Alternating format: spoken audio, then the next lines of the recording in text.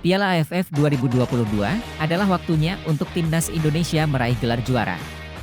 Itu adalah kalimat yang diucapkan langsung oleh Coach Shin Tae-yong di depan para pemain timnas saat sesi pemusatan latihan timnas Indonesia di Bali.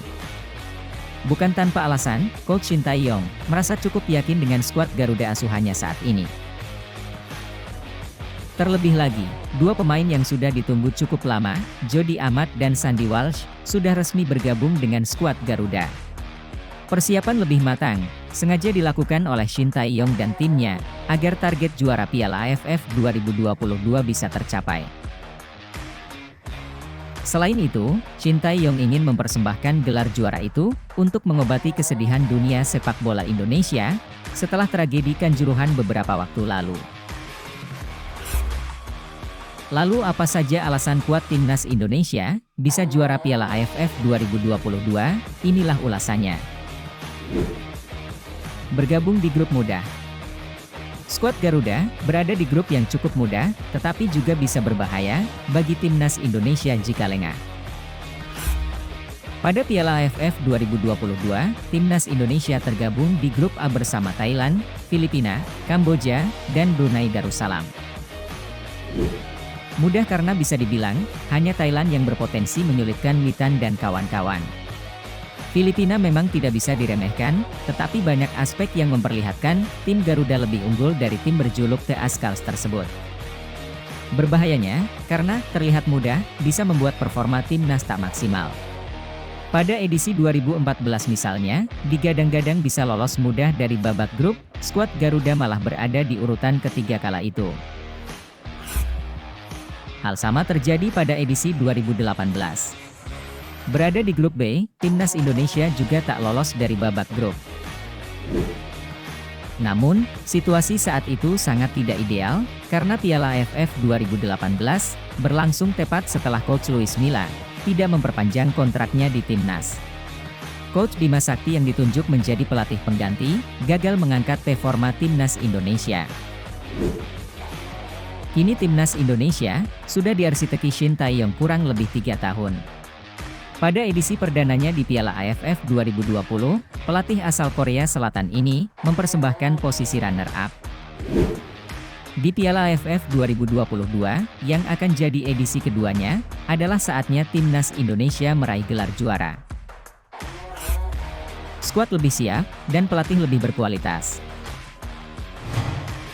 Jika mengacu ranking FIFA terbaru, Vietnam, Thailand, Filipina, dan Malaysia memang lebih baik dari Indonesia. Namun harus digarisbawahi, peringkat FIFA sama sekali tidak bisa jadi tolak ukur meraih gelar juara. Tidak dipungkiri, Vietnam dan Thailand adalah ancaman serius timnas Indonesia. Kedua tim itu punya skuad yang merata di semua posisi, dan sedang dalam performa yang menanjak. Situasi ini harus disiasati Shin Tae-yong dan timnya sejak dini. Coach Shin Tae-yong terkenal suka merancang program latihan yang membuat para pemain bisa dalam kondisi terbaik di awal hingga akhir turnamen. Program latihan yang tepat akan menghindarkan skuad Garuda dari situasi anti klimaks. Karena sejarah membuktikan, pemain timnas Indonesia seperti kehabisan bensin saat berada di partai final. Kegagalan yang terjadi pada beberapa edisi sebelumnya adalah bukti anti klimaks performa timnas Indonesia. Tampil bagus selama fase grup hingga semifinal, tapi berujung kacau di partai final. Leg pertama edisi 2020 melawan Thailand bisa menjadi cerminan. Kabar baiknya, pada akhir tahun ini, tak ada banyak gangguan soal pemanggilan pemain. Piala AFF 2022 akan berlangsung setelah berakhirnya Piala Dunia 2022 di Qatar. Sebagian besar klub di luar negeri sedang libur tahun baru dan bisa melepas pemain lebih leluasa.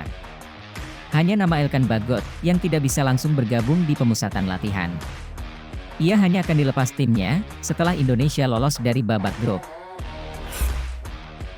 Dari edisi pertama Piala AFF 1996 hingga edisi ke-13 tahun 2020. Timnas Indonesia datang ke turnamen dengan kondisi tim tidak ideal. Pemain datang saat kompetisi baru rampung, atau sedang di fase akhir musim. Itu membuat fisik dan mental pemain tidak dalam kondisi prima. Jadwal kompetisi sepak bola Indonesia memang sering berbeda dengan Liga ASEAN lainnya. Biasanya, kompetisi sepak bola dalam negeri masih berjalan saat Piala AFF dimulai. Ini membuat persiapan menuju kejuaraan AFF jadi tidak maksimal. Pada situasi tersebut, pemain dalam fase kejenuhan dan kelelahan. Berbeda dengan Thailand atau Vietnam, yang biasanya punya waktu rehat 2 hingga 4 pekan, sebelum dipanggil federasinya untuk mengikuti pemusatan latihan. Datang ke timnas setelah kompetisi 1 musim penuh, membuat para pemain Indonesia tampil sangat lelah dan kehabisan tenaga. Meski akhirnya bisa mencapai final, lawan bisa memanfaatkan kondisi kebugaran yang lebih baik untuk mengalahkan tim Garuda. Pada saat yang sama, psikologis pemain timnas juga tak seoptimal tim lainnya. Ditambah lagi, sering ada keributan antara pelatih timnas dengan pelatih klub. Dengan Piala AFF bergulir di akhir musim kompetisi, klub tak rela melepas pemainnya, apalagi jika lebih dari 3 pemain. Karena akan mengganggu performa klub yang sedang berjalan. Biasanya, klub hanya melepas 2 hingga 3 pemainnya ke timnas. Ini jelas tak ideal bagi pelatih timnas, tetapi pada akhirnya pelatih timnas harus mengalah. Sebagai contoh, kondisi tersebut terjadi pada Piala AFF edisi 2016 dan 2018. Kabar baiknya, kondisi pemain akan berbeda pada Piala AFF 2022. Kejuaraan ini akan berlangsung pada 23 Desember 2022 hingga 15 Januari 2023. Pada kondisi normal, Liga 1 baru berlangsung 20 pekan. Artinya, mayoritas pemain sedang dalam kondisi terbaik, fisik maupun mental. Dengan kata lain, pemain tidak kelelahan dan kejenuhan. Ini menjadi sinyal baik bagi Shin Tae-yong. Pelatih asal Korea Selatan ini, secara terbuka mengakui tak mengistimewakan pemain manapun. Baginya, hanya pemain yang sedang dalam kondisi prima dan performa terbaik, yang akan dipanggil ke timnas Indonesia. Sudah begitu, jadwal kompetisi di Asia dan Eropa juga bersahabat. Pada Desember 2022 hingga Januari 2023, sebagian besar klub luar sedang libur tahun baru 2023.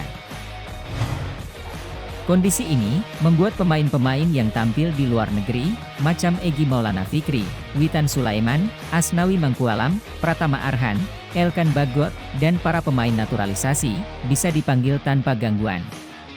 Dalam hal ini, diplomasi PSSI sangat menentukan.